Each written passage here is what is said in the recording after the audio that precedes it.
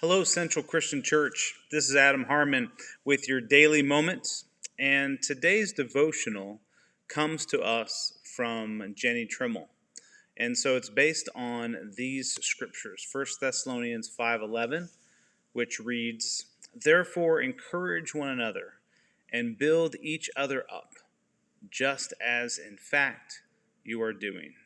And 1 Peter 5:2, which reads, "Be shepherds of God's flock, that in under your care, serving as overseers, not because you must, but because you are willing, as God wants you to be, not greedy for money, but eager to serve." And this is what the devotional says for today.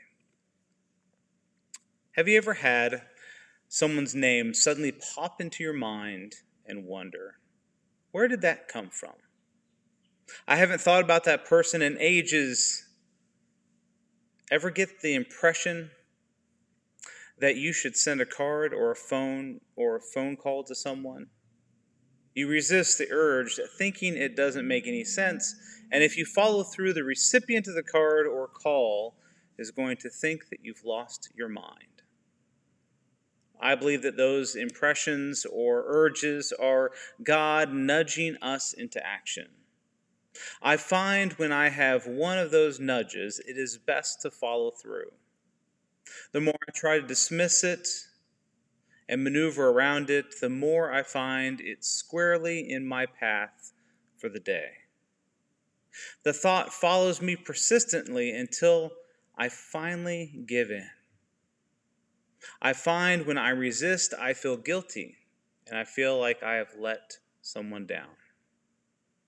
Have you ever received a card or a phone call when you needed it the most?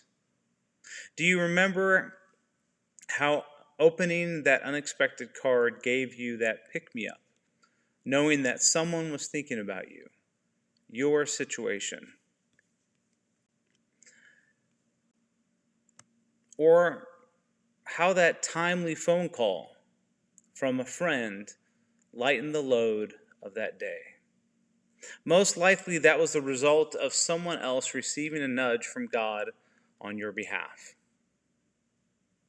It is more important than ever, while we can't physically be together, that we take that time to connect with one another. Many people are feeling isolated, lonely, depressed during this time of staying at home.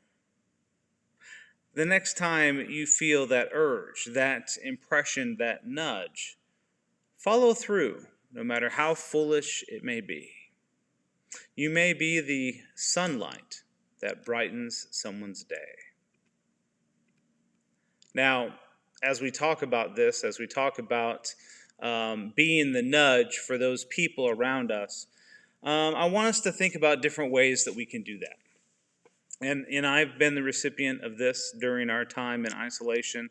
We've had people bring a pie to our house. We've had people reach out to ask us how we're doing, and it is so greatly appreciated, and especially when it's unexpected, because it just makes you feel good that someone else is thinking about you.